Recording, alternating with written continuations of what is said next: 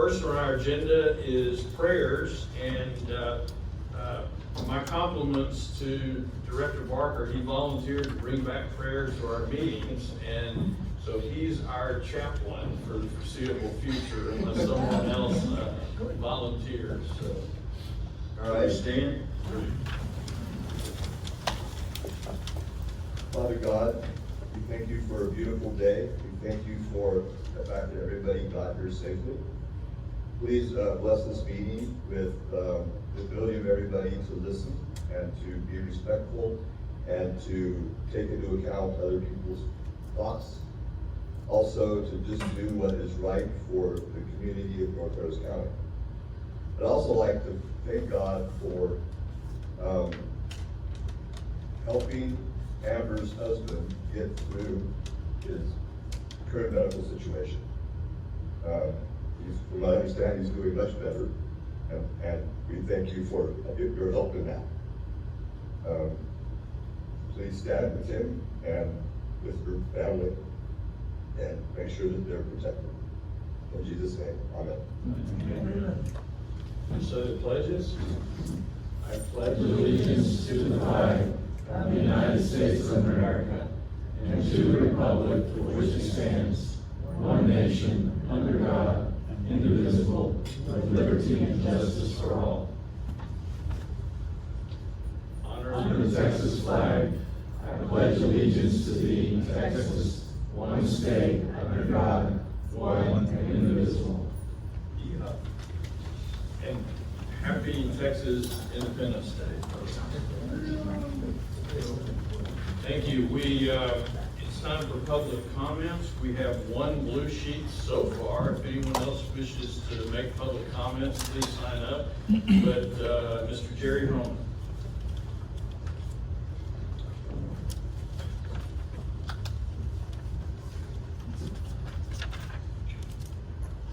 Good evening, everyone.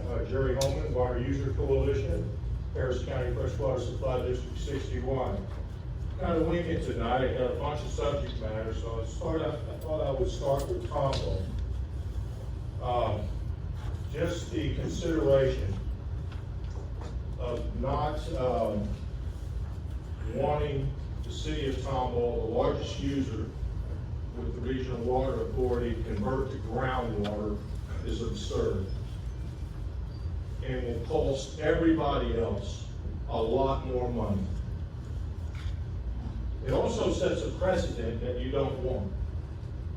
If you just willy-nilly decide that Tomball doesn't have to convert, what about the next guy? Where's your standing? How does that work? Revision to rate order, conservation groundwater, 90-cent increase. Even though you might have a legitimate concern with people who may not be using the groundwater or the surface water that's available, it's a very small percentage, and there's other ways to do this. This seems punitive to everybody that follows the rules. There's a lot of reasons as to why people, districts use groundwater. In fact, our water plant that's being converted right now, if the surface water can't keep up with the groundwater tank, it's designed 2 to 3 feet below on the ground storage tank where the surface water level of the on and off. If it can't keep up, the groundwater automatically comes on. That's for everybody as well. So I'm reaching out to engineers to help educate and explain why this makes no sense. We need to put something else together to go after the low percentage of people who aren't doing what they're supposed to do.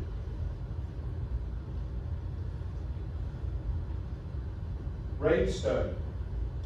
We've seen a rate study, we've seen these people come back to a tune of $160,000. It seemed as though they were discredited while they were here, given the report that you didn't want to hear. They basically told you the same thing that's been being told to you the whole time. 4 different pathways, all of them over $11. They were discredited and shushed away and we hadn't talked about it since. No community outreach or education. 0 funds in the budget. 0 for communications to the general folks, or the ratepayers, as this board likes to say. 0 in the budget. Undercutting policy. Whether you're writing a letter in your homeowners association or you're going to an event, when you undercut the policy, it's a problem. I understand my 3 minutes are up. Thank you for your time. And I agree with you.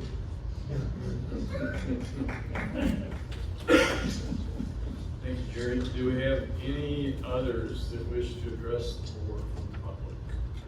Seeing none, we'll move to messages from the president and board members. Start to my left, Rick Parker. I got a couple things. So, like I brought up the last meeting, I think everybody probably knows who Bill King is. He used to be, I believe he used to be the mayor at one point. He's on the 26 show in the morning that I watch on Saturday mornings, and every week in the last month, he's talked about how the population growth rates in Texas are grossly over-exaggerated. To the term, he said 5 years ago, Texas was gaining 5,000 people a day. Last year it was 500 people a day. So that's 1/3 the growth rate of 5 years ago. So there's a really good chance that we are building faster than we need to. I think there needs to be some effort in thinking about that. The other thing I wanted to bring up is that at a couple meetings, I guess last meeting, I was, in the public comments, I was kind of chastised for not really trusting the engineers that they knew how to put water mains under major highways.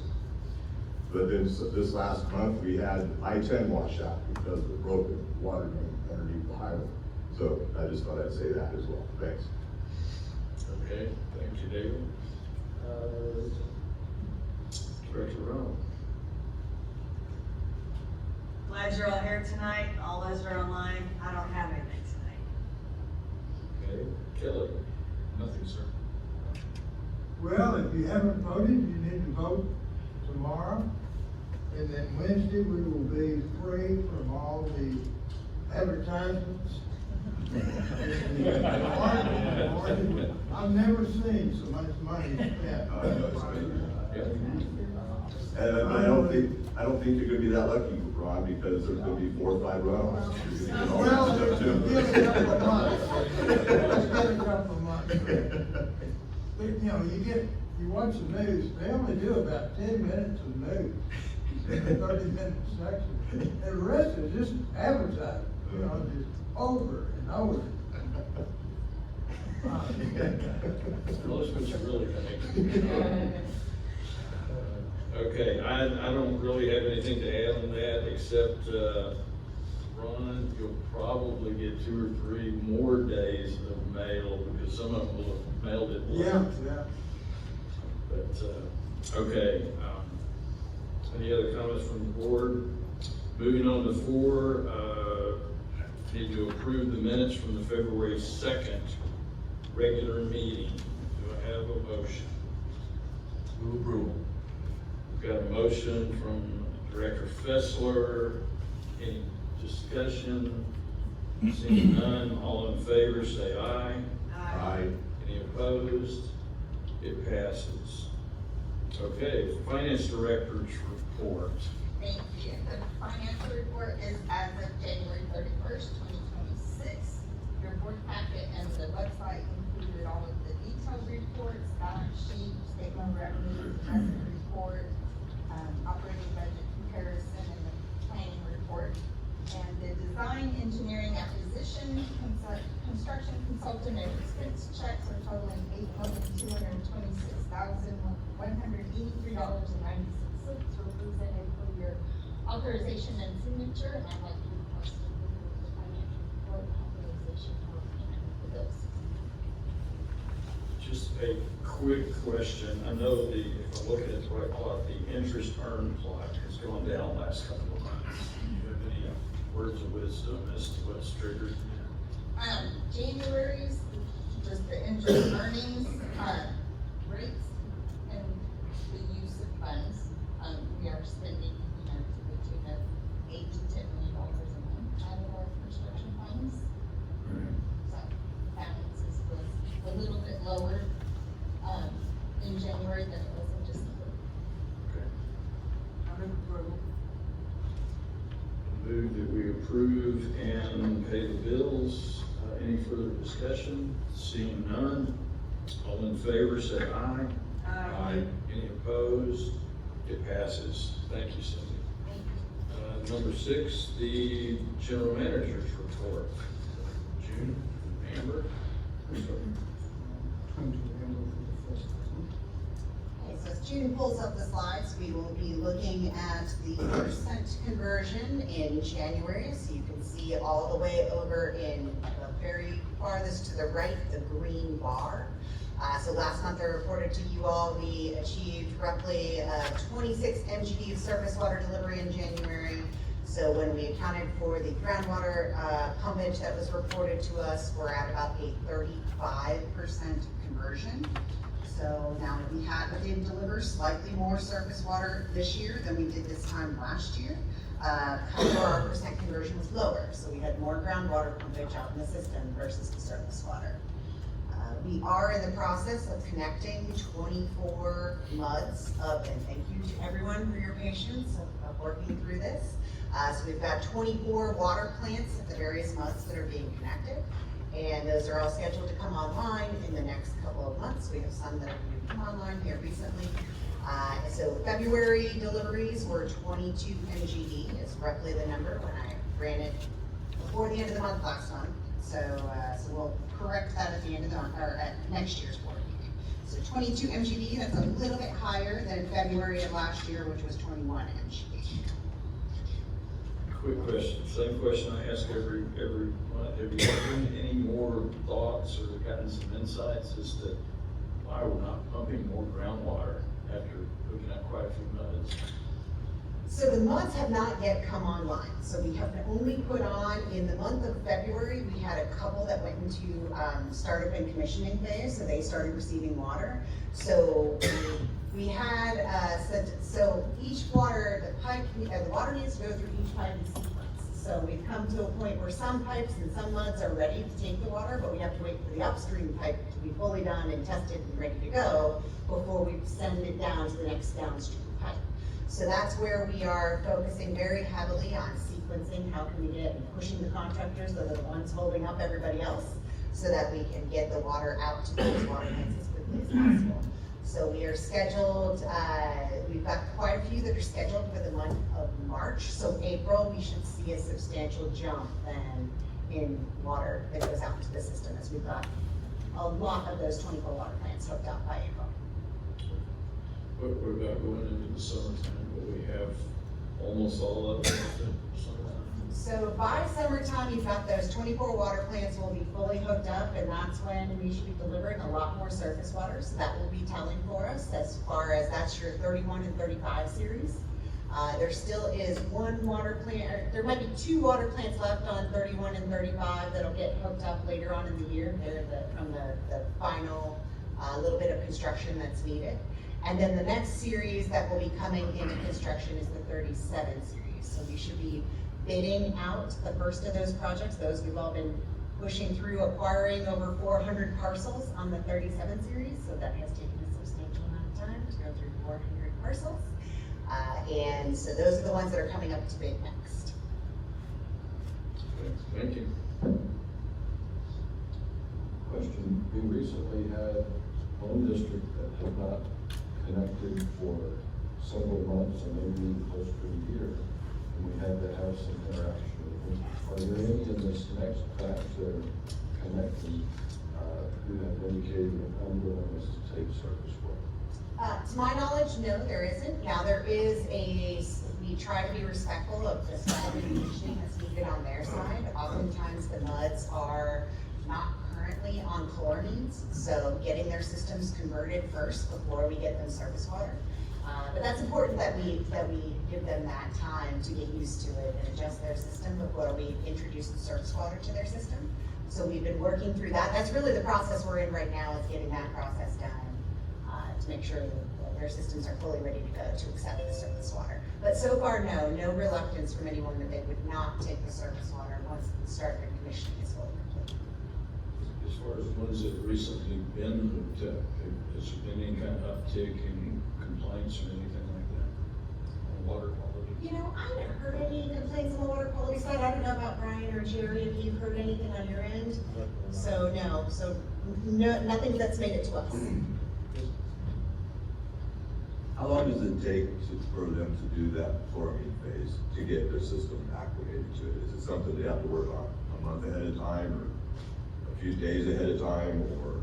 There is flushing that they want to do when they convert over to the chloramines. There's also flushing they're gonna wanna do when they introduce the surface water as well. So there is some time that it takes. Is it a matter of, okay, a couple of weeks spent on this and then a couple of weeks spent on this to really get the system to its full, where it would be fully functional? That's probably about the time. And before we get to that process, we want to make sure all of the equipment works properly. Before we start turning on all the chloramine systems, there's a testing period that happens. So some folks are in the testing period, some folks are in the waiting for the water to get there period, and some have advanced down the line. Thank you. The next item is update on the Northeast Plant expansion project. The city contractor is still working on certain items. They have requested the city to issue substantial completion. The city has not issued substantial completion because there are some items that the city believe that has to be completed for the city to issue a substantial completion. I do have one item that I would like to request the board going into executive session. That is the settlement discussion on the litigation between the city and its contractor. Okay, would it be, okay with the board if we did that at the end of the meeting? Yes, sir. Okay. That was actually my question. Related to that, so. Okay. Thank you. Third item. Well, I just wondered if we had any extra resumes come in on assistant general manager.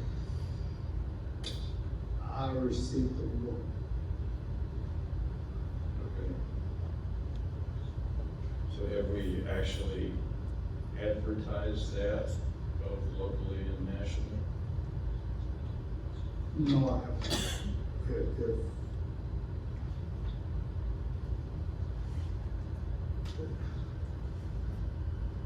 Advertisements for this type of position usually occur in professional applications, and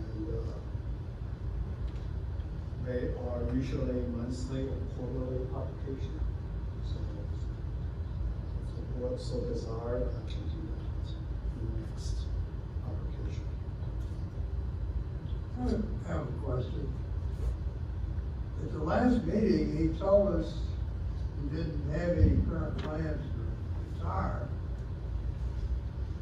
So I was kind of wondering, how long do we want to hire, and I asked this question last month, hire an assistant general manager before the general manager retires?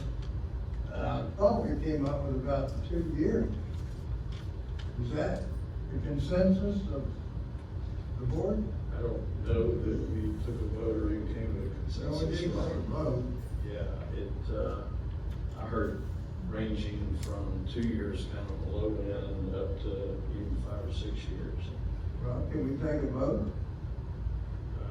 If we have a motion, we can take a vote on it. Well, I'd like to say, once the general manager gives us notification, or we would ask him to give us notification 2 years prior to retirement so that we could advertise and, start interviewing for the general manager, assistant general manager. Well, so, am I required to give board a 2-year? I'm just saying, that sounds like a change in your contract. We don't wanna hire a assistant general manager for 6 years when we only need him for 2. Well, so I do have some input on this, an opinion. In the first number of years that I was on the board, the value of the general manager, because of the newness of the authority, was in their ability to reach out to people that they know in the city of Houston, statewide water resources. They just know people and they know who to call to get to grease the skids. And if we can't get anybody locally, and if we decide to reach out nationally, we can get all of them. I'm sure we can find somebody that's got the same technical knowledge and maybe some similar experience. But to me, the big hurdle is gonna be, all of a sudden we've got this brand new assistant GM and he doesn't know anybody. Nobody knows him. And I think that was part of the huge benefit of Jimmy and now June, is the networking capabilities. So if you decide to go nationally, I think you're gonna need 4 to 6 years to get exposure to the new general manager, who is who, and make introductions and let the networking begin. Because I don't know, I just, All the institutional knowledge. well, so yeah, everybody's gonna have to learn the history and how the authority works and stuff, but to me, the big key is networking and how we're gonna fit that into any kind of a transitional period. The other thing is, you start talking about June has to give us 2 years, now we're changing his contract, because he's only obliged to give us a year, I think. Actually, 6 months. Oh, okay, so even worse. So I think, I don't wanna, I would rather not vote on that tonight until we've had an opportunity to talk to June and give it some thought, but. I'll make it easy. That's not strictly speaking on our agenda, so I'll rule that a vote is out of order for tonight's meeting. Works for me. We'll put it on some future agenda perhaps. I think Director Yeah, Barker. I just did wanted to have make a comment. I think June was one at the last meeting who said that you worked for 5 years here before you took over the general management position.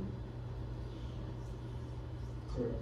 So I think there is some value in that, it's a big That's not my job. question, is how long do we Yeah. want? Right. Well, but he'd already. And he already had, Before that, he already knew everybody. He already had experience, right? Right. So I think 5 years is not an obscene amount of time, but anyway, but we'll do that. Yeah, and I don't wanna play the bad guy here, but we've always gotta consider for succession planning, health reasons, that sort of things. We don't necessarily know when something like that might Contingency. interrupt the best laid plans. Yeah, absolutely. So, okay, if that's, all the discussion on that, we'll move on to 7, board discussion of potential liability to the authority due to failure of other government infrastructure. And, I'll say that I put this on, there were some discussions, with Director Barker, but basically what we're looking for, maybe from June, maybe from, all directors, maybe Mark, is that since we did have this incident on I-10 that was caused by the city of Houston water system, what liability would we have in the event one of our pipes caused something similar? Do we have to rebuild the freeway, or are we simply paying for it if TxDOT does it? Do we have insurance that covers that? I mean, those kind of questions, and just to bring it up. So, I don't know if Andy wants to weigh in, or Mark, or Amber, or June. I recall that the authority early on in their construction, we had an incident down at around 1960 in TC Jester, if I recall correctly, and I think if I remember correctly, I think the road, we had to block out some road, because we had to get the road repaired. Right. Because we had something that wasn't put together correctly. Where, construction worker died. So that was different. South Street. Well, there was one on Spears Road where he died of gas, or carbon monoxide, because the ventilation or something wasn't sufficient. But I was talking about actually physical damage to the road. It said, it's been 20 years, but I believe we had something like that. I don't need to look up the history to see. No, I'm sure We we had had it. it, just trying to see what We had our it fixed. liability and procedure would be. Did we pay for it? How does that work? Well, anytime that you cross somebody else's, infrastructure, like a street, a freeway, you generally have to get an agreement from them. And, in that agreement, I suspect that TxDOT would always provide that if we manage their facility, then we have to pay. And in fact, anytime a public entity enters into a contract, we normally would have sovereign immunity for failure of anything. However, when we enter into a contract, we waive that sovereign immunity to extend the contract. So we absolutely would have liability for going under a freeway, the line collapses and part of the service road collapses, we pay for it. No insurance? No, if it's doing construction, the contract for insurance. If it's existing line, break cost that, there is no insurance. What do our contracts normally provide as far as a guarantee, if you will, on doing install on anything? The normal contract carries 1 year, labor. But The no 1 year damages. warranty A 1-year warranty, but no damages. by the contractor. Well, no, the warranty would include repair of any other damage to any other facility that contractor caused. So 1 year, okay. Yeah. Okay, any other discussion on that? Thanks, Kelly, for speaking about those other things. Okay, we'll move on to, is that good for you? Yeah. Okay. We'll move on to number 8, construction and engineering updates. I guess this is Amber's again.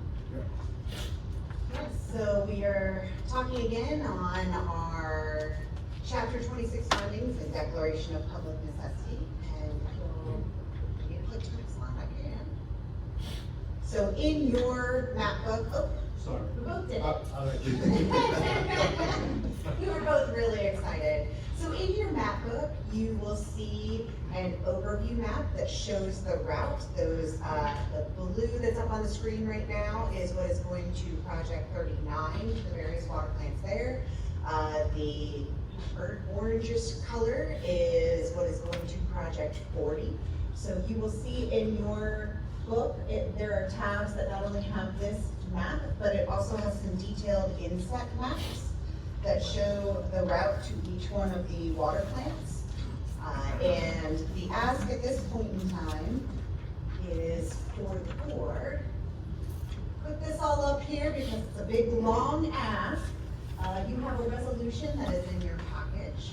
So the ask is for you all to adopt a resolution that the Texas Parks and Wildlife Code, Chapter 26 findings for each public park, and declares the existence of a public necessity for construction of the facilities. So this is, and there's a lot more there that's up on the screen, so this really is the first step of the process then for us to initiate anything in terms of any sort of land acquisition transaction.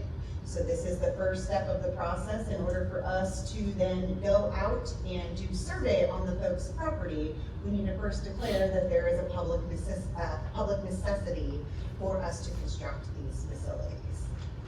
And then from here, after the public necessity is declared, we would then go and reach out to each of the impacted property owners who is in here, and then have a community forum to talk with them about the project before anyone goes onto their property to do any sort of survey activities. So we talked about this at last month's meeting, so you've got survey activities, then we would establish the exact limits of what that easement needs to be based on the pipe size and the specific site constraints of that property.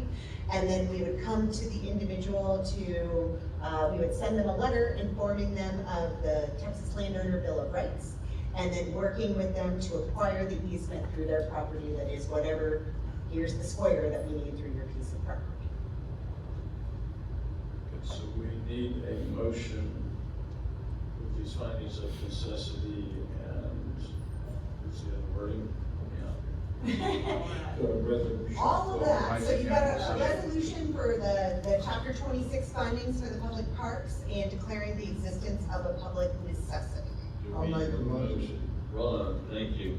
So we have a motion of the Wildlife Code, Chapter 26 findings and declaration of public necessity for various projects associated with the general project 39 and 40. Do we have any further discussion? I've got one comment. This might be kind of early, but I want to be sure that when we do start the projects, that there is going to be site safety, that we can confirm that we are protecting the property and putting it back like we're supposed to, and these vehicles are parking where they're supposed to and not parking where they're not supposed to. So I don't know if this is better timing for in a few months down the road when we can start approving this, but I'd kind of like to find out, you know, if we could hear, maybe the water authority here, like weekly from the construction managers that, hey, all's going well, there haven't been any complaints, just to be checking in. Cause I know how, I've heard of other muds and complaints with contractors and the mess and all that, and I just wanna be sure that, especially around these parks, Absolutely, absolutely. that we're hearing like maybe once a week, since these projects are only taking a matter of weeks to be there. Yes. We're a little ways off from getting We're a to the little ways off from construction, that, but we will definitely take note of that, and I think, so I heard two things out of that. One is that we make sure that we are clearly spelling out to the contractors, this is the expectation, and clearly spelling out to the construction managers, this is our expectation of people overseeing the construction, and then report back to you all if we are hearing any sort of complaint. Perfect, thank you. Yes, we will commit to all of that for you. Perfect. Two quick things. The first is, how long will it be till construction starts? Assuming just a typical halfway forward, including perhaps some reluctant landowners, everything. Yes. So my best guess would be that we would be starting to bid these projects out in 2028. I know, that's why I'm writing it down. Don't worry, I won't forget. But you may not hear back from me unless we're having construction for a little bit of time. I don't need to know which month, but the other question was, don't we normally address the kind of things Director Rowell mentioned in the contracts anyway? So it might be a matter of enforcement or Absolutely. managing Absolutely. expectations, okay? Yes. Thank you. Okay, we've got a motion from Director Graham to adopt this finding and declaration of public necessity. Any other comments? Seeing none, all in favor say aye. Aye. All opposed, nay. It passes. Thank you, members. Item number 9, board discussion on population trends and effects thereof. This is kind of an extension to what Director Barker mentioned in his comments, and I don't know, with all that's been going on, frankly, how much Amber's been able to work on this. If it hasn't been enough, we can certainly, consider postponing this. But where the discussion arises is that we've got at least about 4 different population projections that I'm aware of, and at least in the case of Tomball, there's pretty significant differences in the two, and I think it's time to just have a little discussion as to which ones believed to be the most accurate. Not necessarily the most conservative in all possible scenarios, but which is the most accurate. So you wanna start us off there, Amber? Sure, so I think there are probably even more than 4 options that are out there. Right. And oftentimes, like if you look at what the state demographer might project, they're gonna look at here's what past growth looked like, now let's do a straight line projection of what future growth might look like. And oftentimes and let's recalibrate it each time we do a census. Oftentimes that's one method that looks at things. Other times other folks look at, I think in the case of the city of Tomball, they've looked at what their maximum growth potential is, and they wanna be prepared for what that might look like and what that maximum build out potential is. And then the methodology that we used for the master planning effort would be somewhere that's a mid-range, not aggressive and not conservative, mid-range type of projection. So this would be one where looking at here's what housing starts are looking like. So we did employ a sub-consultant to assess what housing starts are looking like and what are hospitals and school districts and different entities planning around, so that they are kind of looking at what does the short term look like, and then the long term is going to be a lot more fuzzy. That's a lot more speculative. So the entire service area was broken down into spatial planning units, and then those spatial planning units were assigned a demand based upon what that growth potential is for whatever that little parcel area might be, that spatial planning unit. What is that growth potential over time, based upon the best guess from the planning consultant that did the projections based on housing starts, and what their forecast was for what housing starts looked like. So, all that being said, for us, we have a handful of things to be planning around. So we've got getting to the 60% conversion for our existing participants, and then those existing participants getting them to the 80% conversion. So if we're currently sitting at 80 MGD right now, or at 100 MGD total across both groundwater and surface water right now, that means we've roughly got to shoot for 80 MGD on average connected to the system, just for the people who are connected right now.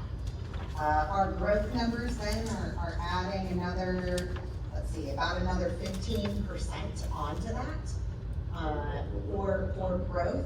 So if we're looking at, and this is just for 2035, so between now and 2035, the numbers that are in the master plan, we were looking at for our existing participants to have about 10 MGD worth of growth in their service areas, and then potential new growth in areas that aren't currently served by a MUD and aren't projected to be annexed by anybody right now. About 5 MGD worth of growth in that area. So my 2035 numbers are about 115 MGD. Now if I compare what Tomball has in their numbers, which is here's the maximum build out, their numbers are actually significantly higher than the numbers we planned in. So I do think that there's some variability there. What I would suggest is that for us looking at the population trends and just looking at, so that you've got population and you have water use, and water use can be impacted by a lot of different variables. It's impacted by the weather, it's impacted by economics and what's going on just with the economy. It's impacted by the rate that you charge. All of those things can have impact on what water usage looks like. So for us, I think it's very important that we focus on trying to be agile in what we're doing with what we're planning, so that we're recalibrating and we have a plan for how might we need it if the growth is going to happen. But if the growth doesn't happen as fast, let's also have the plan for shelving a project and putting it on pause if we don't need it at that point in time. We also need to be looking at what are the other things that we needed to pull the trigger and make projects happen a little bit more quickly, because if population starts growing more than what we projected, where are there other projects that we could potentially add in? So I really think it's important for us to be looking at what is our water usage, so not just the population, the water usage as a whole, and trying to assess that each time we're revisiting our CIP, that we're realigning when should we be pulling the trigger on those projects. So is it something that we assess each month? I think that's not something that we would necessarily know the numbers of each month. I think it's something that once a year, looking at where are we at versus the projections are important. I do get a little bit of a barometer on what's going on within the different MUDs. And I do think that there's some room to talk with the MUDs, because they know more than what's going on the ground in their MUD.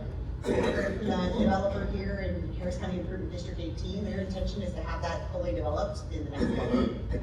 It's what they had indicated when we talked to them on the phone. So that's a significant area that they're going to build out. There's quite a few developers over off of kind of the Cyfair area. If you go over towards the outlet mall and kind of south of 99, there's quite a few developers out there that are looking to build significant number of units in that area. Just since January 1st alone, I've gotten 3 annexation requests from existing GRP participants that are looking to expand their boundaries so that they can cover what was once a farm, pasture land or whatnot that's going to be developed, so that they would be annexed into their MUD territory. So some of these things I can see barometers of what people are planning on doing based upon what we hear as we're out there in the community and talking with them and talking about projects. And some of it might just be we need to watch what's going on with weather plus water usage over time. Do you have breakdowns, and maybe this is from the subcontractor you had earlier, do we have breakdowns on those estimates, say by zip code or something like this? So we break it down even smaller than zip code, and so there was essentially some semblance of a little spatial planning unit, a little building block that was put in. It might be the size of a MUD. It might be that we broke a MUD into multiple spatial planning units, because maybe they have 5 different water plants that are in disconnected areas, so we might have them with 5 different spatial planning units. So each one of those, there is a forecast for water usage in that area, and a lot of different things went into what the forecast is for that water usage. And that's one then to really watch closely on what are folks saying. I think Bridgestone MUD has talked with us in terms of they're looking at redoing their system and how they might serve water to their MUD. And they might be interested in decommissioning some of their older plants or not using those wells anymore and using a newer plant instead to provide the pressure. So understanding that and understanding what their future growth patterns are going to be, so that we can align with that. I think those are things that we can report back as we're doing each CIP update to look, kind of bring you back a holistic picture of here's where demands we were projecting them to be, here's where they are, and report back. Okay, I don't mean this. So all this planning, what is covered in the GRP and what is that you're doing next? So for the GRP, specifically for the GRP for the subsidence district, you're required to convert for anybody who is a permitted water user that has a well in your permit. So there are people that are not in your permit that are within your boundary. And I think we came up with the number, I have it in my office, I don't have it in front of me. I'd say it was roughly, if there's 750,000 people within the bounds, I'd say only 600,000 or so of them are actually within MUDs that are part of your GRP. So there's 100 to 150,000 that are not in a regulated well area. They're not served by a regulated well. So those are the types of areas that somebody might have their own single-family home well and a larger property, and that they don't have to comply with the subsidence district. But if enough of those folks band together and sell to a developer, and that developer builds a bigger well now we're gonna have to comply for those folks that are in that growth area. So we've got the little spatial planning units to look at each of the different areas. And with that, we can track as people go and do annexation requests. Okay, what were we planning on for growth for that area, and where did we think that was an unserved area? Who did we think would take that, and what did we project project as demand for that so we're tracking those kinds of things. It still is very, very new and fresh, and we're still only, So the GRP have any of those forecasting in it? Is there any forecasting involved in the GRP to just strictly 80%? So your 2014 GRP, that was the approved GRP that's on file with Subsidence District, did forecast growth in the area. Now, it did not forecast as much growth as we are currently forecasting, but it did forecast growth in the area. Now, your Region H planning. So Region H is Water Development Board's region for where we reside, as well as the City of Houston and all the others through Harris, Montgomery County. I don't know. Mark could probably correct me on the number of counties that are all part of Region H. Okay, so 15 or 16 different counties in the area. So all of them are aggregated up into Region H for the Water Development Board. So there are population projections from Region H.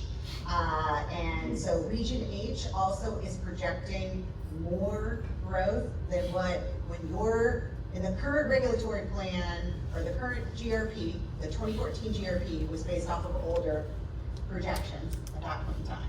So if you looked at what Region H projected back then, it was consistent with what Region H would have projected back then in 2014. And what is now Region H projections, it's a higher growth projection than what was in your approved 2014 GRP. So both Region H and what is listed in the master plan are relatively consistent with each other. They don't have the same level of granularity that we have, so it's a little different, but they're relatively consistent with each other, both being that there's higher growth projected in the area than what was planned back when the 2014 GRP was approved by Subsidence District. So is there any value in relooking at the GRP after 12 years? So I would say your GRP is a tool for you to show how you are going to meet the conversion mandate set forth by the Subsidence District. So by and large, what we've assembled through the master planning effort does map out how are you going to meet that conversion, and what are the areas that you would potentially serve, and what would you need to get there, and hydraulically, how would you get there, where might there be bottlenecks that you need to de-bottleneck, where might you need extra pressure or extra tanks, all of that is spelled out in the master plan. So really the Subsidence District is the one who is the reviewing and approving entity for the GRP. So if you were to update the GRP, the intent of that would be to demonstrate to Subsidence District, here's how we're going to comply with your conversion requirements. So that's what the GRP would be used for. But the master plan also tells you this is how we are going to convert to, so without the compliance aspect of it. So if let's say that the rate drops off, the growth rate drops off by to 1/3 of what they've been projected. What does that do? How does that affect the GRP? I would assume it would mean that we would have the overall water usage that would be projected would be smaller. Yes. And then which would mean we still have to convert the same percentage, but it would be a smaller number. Correct. So if right now, if I use big round numbers, so in 2035, so your current demands are 100 and it's projected to grow up to 115 MGD. That's what we're using as the basis right now. So let's say it only went to 105 MGD instead of 110. Well, yes, you only have to convert 80% of the 105 instead of 80% of the 115. So you could then say, all right, I don't need to do these certain projects, and and just say, all right, well, maybe we don't need to start this. And I think that's an important thing to look at each year as we do your CIP and update it and reassess where are you at on your overall program schedule, where are you at on your conversion, how are things looking, are we trending higher or less? I also think as we connect up a lot more of these MUDs and watch their usage patterns, we'll see a lot more information, because right now we're also planning around hypotheticals without them connected to the system. That'll be interesting to see if they're actually connected. How are each of these MUDs going to use the water? So I think that's something that you reassess. So on a master planning effort like this, I would suggest that because a lot of things are projected for adding on more people onto your system, and they are existing people, but adding on and widely expanding your system, Normally, I would say a master plan you revisit every 5 to 10 years. For you all, I would say within the next couple of years, you need to reassess, is this still the right direction? How is the system performing? And probably look at things a little bit more routinely and update and look at what were the assumptions that were used for this planning versus what's actually happened in the last 2 years. Okay, so that's why I had to do those numbers. Yep. So my thoughts were is that on the GRP over 12 years, the idea that there might be a 10% or 9, maybe up to 9% change in the projection of the total water use, it didn't seem unreasonable that there could be a 10% error from over a 12-year scan. So then I related that to what that would effectively mean, that we would reduce our conversion rate by 10%, by that same amount, which, so 55, count 55% instead of 60%, just to give some numbers. I had her run these numbers. Can you show those numbers? Yeah, I don't have a slide for it, but what I can say, so Okay. Director Barker asked me to look at, remember the odor conversion chart that June presented to you all over the summer? And this was looking at, remember my cone of uncertainty that showed that we would be running out of odor conversion credits. So the ask out of Director Barker was run that if we only had to convert to 55%, which that's his math of if we had less demand that we would have to convert less. If we only had to convert to 55% instead of 60%, then what would the magnitude of disincentive fees look like then? So June had presented over the summertime that the magnitude of the disincentive fees that we're potentially facing, if we're at the same growth rate, the same disincentive fee as last summer, and the cone, that cone of uncertainty, how much money penalties we would potentially face. So that would be between $10 million and $250 million as far as what the potential risk is to the authority by running out of over-conversion credits. So that's what June had presented to you all, I want to say around July, at the July board meeting. And then that's also what was presented to the subsidence district in October when June provided the update to them there as well. So if you only had to convert to 55% instead of 60%, that number then decreases down to $110 million of potential risk of your disincentive fees. Is this just hypothetical? This is a hypothetical, that's what he had asked me to do for him. The mandate 60%. Right, this is if we have overestimated our population growth, and we're off by 9%, then that would be 9% water, less water use, which would be 9% off of 60, which is 55. That's where those numbers came from. It's not. Amber, one thing you might try is to check with Centerpoint and see for our area, how many connections they had in 24 and how many they have in 25. That would be an interesting benchmark. I'm That's a good idea. concerned about these white mega apartment complexes that are popping up all over the area. If you drive on 99, they're here and there. They look like government housing, I assume that's what they are. They're huge. They built one on Perry Road across from the elementary school.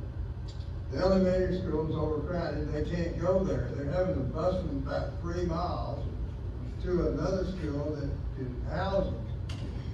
They built one on Shelby Road at Jarvis Road behind the 7-Eleven. 6 months after they built it, they closed the 7-Eleven because they ran out of cashiers.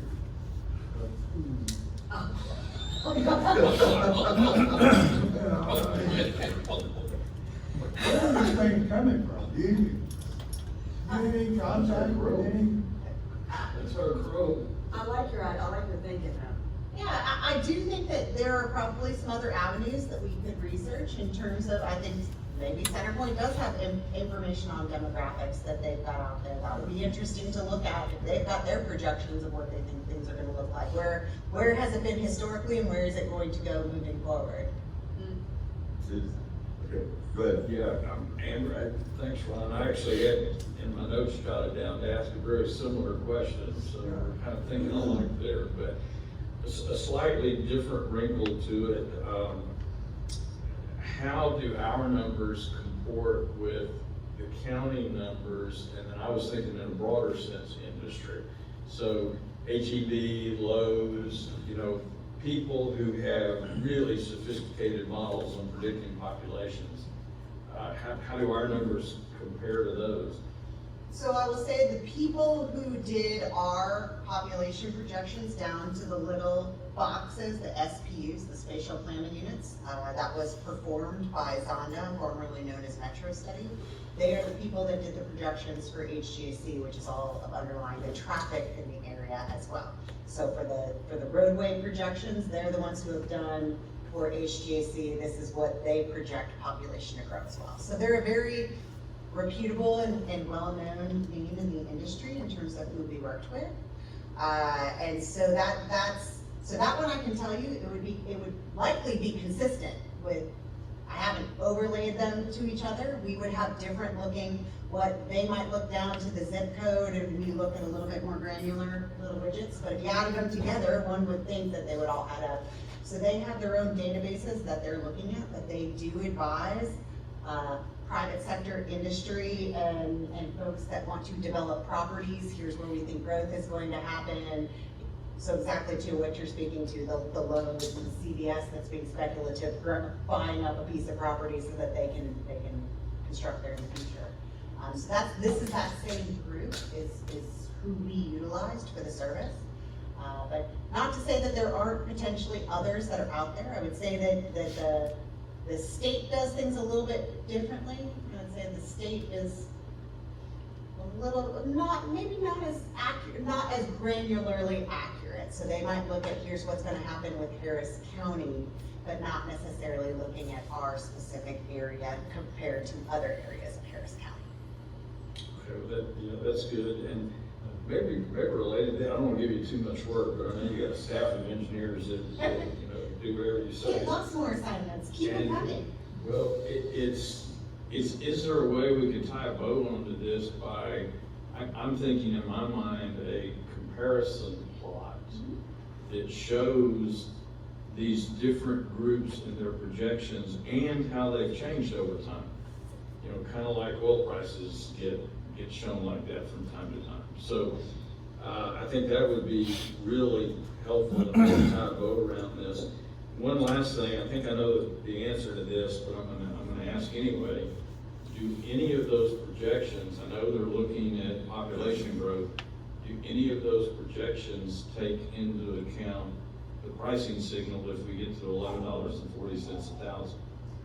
I would say that those groups would not, in terms of water demand, look at that. But that is something that I have been speaking with. I know that was a question that was brought up at our last board meeting, 2 board meetings ago. So that was something that I did ask of Jessica, if you remember, who came and was talking a lot about the demands and the planning, who does demand studies across the country. And talked with her and with Jennifer, who's come here as well, about the rates as far as what those might look like. So there are things in terms of indices. So it's very specific to a certain utility. So what one utility might look like is very different from another, and being a wholesaler, it's going to also be very different, and how your end customers are going to respond to the rate change when you're just one component on the bill compared to the rest of the bill. So a lot of the studies that are out there are directly on somebody like, hey, here's City of Houston doing that and what it looks like, because they've got the direct retail service versus the wholesalers. So it's a little bit different. There are numbers out there that might suggest that, hey, over a long period of time, you might have, if you would continue to raise rates, that you might have a certain 5 or 10% reduction in people's usage over time. There are things that are out there that do talk about that, but it is very specific to individual utilities and what the economic profile is of their users, and also are they wholesale or retail, that would make a difference as well. So we don't have that yet. We do not have anything like that yet. Yeah, that would require a lot more detailed analysis to look at that in any sort of granularity. A nice round number of here's what other people have seen, that would be something that we could easily come back to you with. But if you really wanted something that was specific to how do we think that your users would respond, that would need to be looked at in a little bit more granularity. And where are there users that have outdoor water savings and indoor water savings to gain that would actually respond to a price change. All right, so one other thing, so the reason I brought all this up was to ask the question primarily of, is there any value in looking at the GRP again? Does it provide any value for us to go and look at the GRP and redo the GRP for the new reality, if there is such a reality? Director Parker, I would not suggest we amend the GRP for that purpose. Because GRP has a very specific purpose to submit to HGSD for compliance purposes. If you want to review the demand projection, you should do that in our work rate effort, rather than touch the check. Okay. Because there's a lot of specific requirements for HGSD to approve the check. Which a lot of those requirements, I don't think this board doesn't.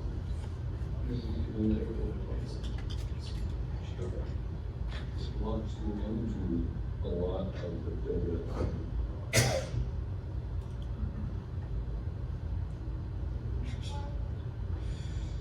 Well, if it's okay, June, I may try to get with you and get some more details of that, and Director Barker, if you Okay, thank you, Amber. That, a lot of data to look through, what may have been a bit of a difficult time to do it, so, but I would like those comparison plots still. Okay, we'll move on to item 10, changing policy and procedure rules regarding agenda distribution timing. This is frankly a real minor housekeeping thing that I came across. If y'all remember, we had changed some rules, I think about 3 years ago, so that the board members had a weekend to look at the draft agenda and add things before we actually made it final. And then I guess it was a result of something Andy brought to us where the legislature had changed the rules on notifications, and we just sort of, by the seat of our pants, changed it around without really thinking it through. We changed it from, I guess it was phrased days, and we changed it to business days or something simple like that. Well, the result of that, as I found out just in the last couple of months, is that I was getting the draft agenda along with you, and we effectively, on a Wednesday, I believe, and effectively we had 2 days to give input by Friday afternoon. And so what I would like to see done, not at this meeting, we don't have wording or anything, we want to preserve that 20-day or whatever it is notice, but what I envision would help us all out is if we pushed that back by changing that rule such that we could get our comments in by the end of the day, Monday or Tuesday or something like that, giving us the weekend to look it over basically.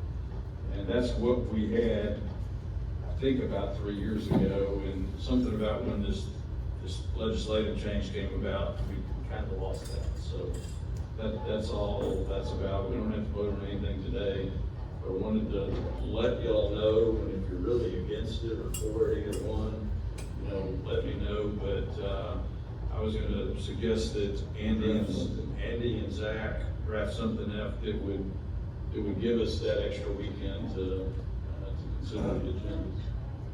I'm not sure I understand. So the only thing we did in the latest revision is to accommodate the legislation change that requires 3 business days before the meeting date.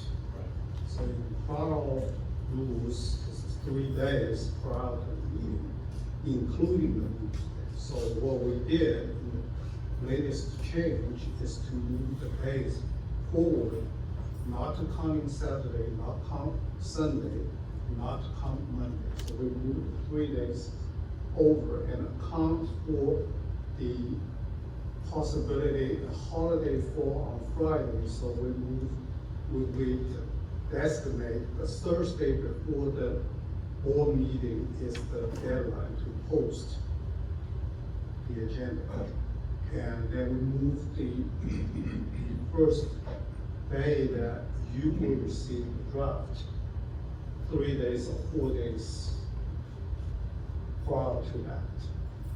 So are you saying you didn't have the time to review, or are you saying the board doesn't have time? Well, Because the board has the same amount of time. It's a little of both. It's just getting back to having the weekend to review it. That's what it was. Yes, Doesn't you mess do. with So posting or anything like that. Right now, you get the draft either on Tuesday or Wednesday. It's been Wednesday last week. Okay, so let's say Wednesday, and then we will ask you to give us the okay to send to the rest of the board members by Friday. And then they have the whole week. So they do, but he doesn't know. That's why I'm asking, Yeah. if you have enough time to. Well, but the board doesn't have the extra weekend either, the way it's currently. So Or they at least get- this last they week. have to post on Tuesday, so we have Wednesday, Thursday, Friday, and then you meet on Monday. So we have to post on Tuesday. No, leave out on Wednesday. So Wednesday. The rest of the board get on Friday. Right. And we didn't post that until Tuesday. Well, maybe, well, but I don't wanna get into a big discussion on this, but the way it's been done is, it's been presented to me at least, that we had to have all our changes in by Friday afternoon before the posting on Wednesday. And so. So just we- change that. Just pushing it to where we Give have the him one, weekend. give him Yeah. an extra week or so. I just try to understand what you want. Technically, it's really just one business day change, but that gives us the weekend.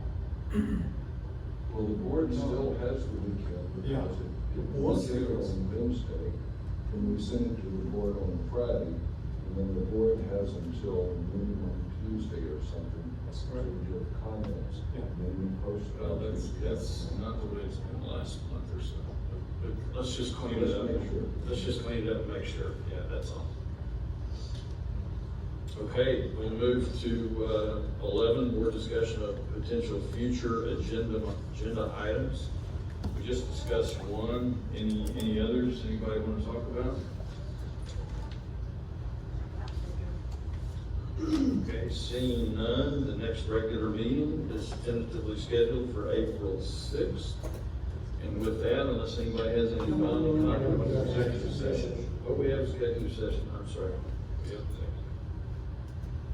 Okay, so we will temporarily suspend this meeting, and we'll go into executive session. Is everybody in agreement of that? Do we have to take a vote on it? You need to explain why we're going, though. Explain why we're going into executive session. You can say the time, why you're going, and, Okay, it's 7:55. We're going in executive session to discuss some legal options associated with the lawsuit. for attorney-client privilege. For attorney-client privilege. That's it. Okay? Is there a motion? That's your motion. I'll make the motion. Been made, all in favor, say aye. Aye. Any opposed? Okay, we're temporarily Let's keep this here. suspended. Be back shortly. Go ahead, do that. Okay, it's 8:24, we're back in session. I need a motion that would authorize our general manager to execute settlement agreement between HWT and the city of Houston. Motion. Okay, we have a motion and a second, any discussion? Seeing none, all in favor, say aye. Aye. All opposed, nay. Passes unanimously. Is there any other business the board wants to Well, I thought you were mention? saying that, but you said. I forgot to report during the general manager session, our government affairs director, has something to report. Oh, Yeah, I just wanted to mention, this is kind of a follow-up, something that Director Fessel asked about. The Subsidence District at its February board meeting, they called a public hearing, which will be held on April 30th at 9 a.m. for the purpose of hearing testimony regarding the determination of the effects of groundwater withdrawal. Recording in progress. Land subsidence during calendar year 2025. The HGSD staff and the USGS will give presentations at that. And I just wanted to mention that since you covered that. And I attended the board meeting. What their hearing is about? Okay, yeah, since it joined up. The Subsidence District at its February board meeting called a public hearing to be held on April 30th at 9 a.m. for the purpose of hearing testimony regarding the determination of the effects of groundwater withdrawal on land subsidence during calendar year 2025. The Subsidence District staff and the USGS will give presentations. can you forward that with an email maybe to the rest of the board? Let us know all that. Oh, after Yeah, after the meeting, yeah. Should be all right. Yeah, I will. Is it the determination of some site? Oh, no, he means after. No, the impact of groundwater The details withdrawal again. to the subsidence. These details? Okay. That's it. That was it? Yeah. Okay, any other business by the board? Seeing none, we are adjourned at 8:26.